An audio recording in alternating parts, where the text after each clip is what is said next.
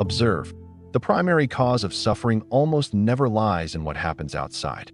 It emerges somewhere else, much quieter and far more constant.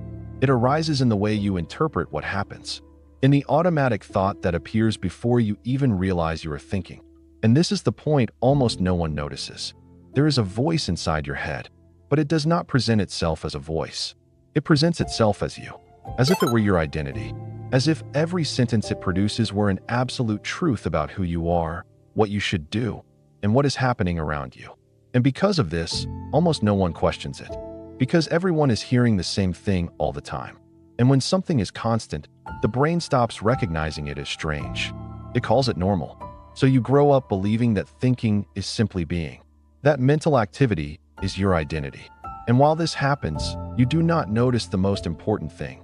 You are not thinking. You are being invaded by thoughts that arise on their own. And yet, there is a silent confusion happening right now. As you read, part of the mind comments on what is being said. It agrees, disagrees, compares, judges, rejects, accepts. And all of this feels like you.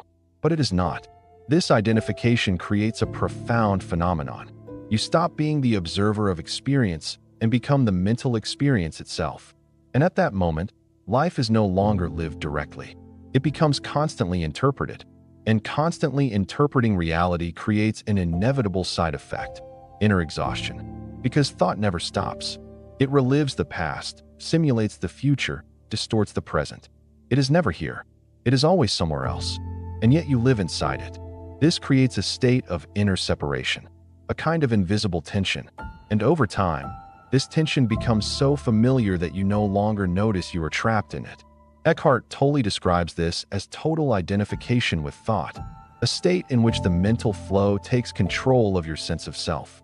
And when this happens, a very convincing illusion is born, the feeling that there is an I inside the mind. But this I is only a construction, a thought pattern repeated so many times that it feels solid. It feeds on memories, expectations, fears, and judgments, and it creates a continuous narrative about who you are. And this narrative is rarely peaceful. It compares you to others. It revisits old mistakes. It anticipates future failures.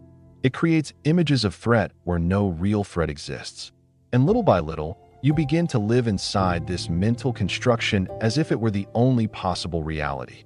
This is where a strange phenomenon emerges. The mind begins to feel like a separate entity, something that speaks to you, but also speaks about you, something that analyzes you while you believe you are that same analysis. And when this is not seen clearly, constant inner conflict is born. It is as if there were a voice commenting on your life without pause, judging every choice, repeating old patterns, creating simulations of danger and loss. And all of this happens without interruption. This continuous mental movement is not neutral. It consumes energy. It fragments attention. It weakens presence. And over time, you begin to feel as if you are always late to life. But there is something fundamental that almost no one perceives. You are not that voice. You are what is aware of that voice. And the difference between these two positions completely changes the experience of existence. While you are fully identified with thought, you are inside the flow. But the moment you realize you are observing thought, something shifts. A small space appears. And in that space, there is a different quality of consciousness. A silent presence that does not participate in thought but observes it.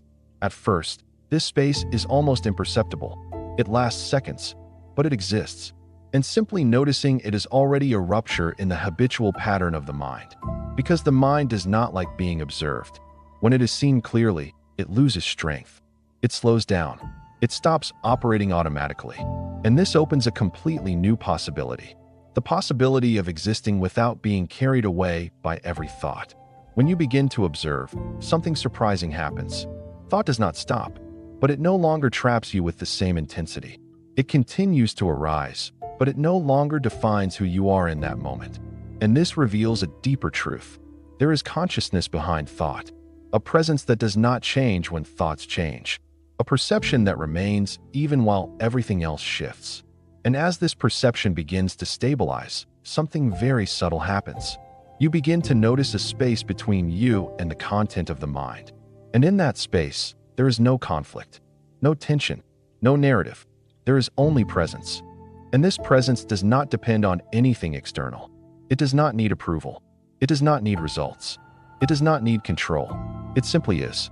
And the more you recognize this space, the more it expands. Thought continues to exist, but it loses authority. It is no longer the center of your identity. It becomes just another phenomenon passing through consciousness. And at this point, something very important happens. You begin to realize that most suffering does not come from reality, but from mental resistance to reality, from the constant commentary about what is happening, from the continuous attempt to mentally control the flow of life.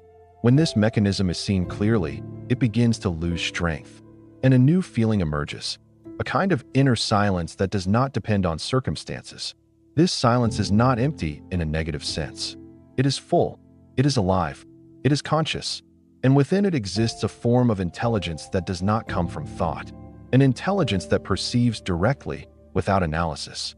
It is in this state that the mind returns to its correct place. It stops being the center and becomes a tool again. And when this happens, your relationship with life changes completely. Problems still exist, but they no longer carry the same psychological weight. Emotions still arise, but they no longer define who you are. Thoughts still appear, but they no longer control your identity.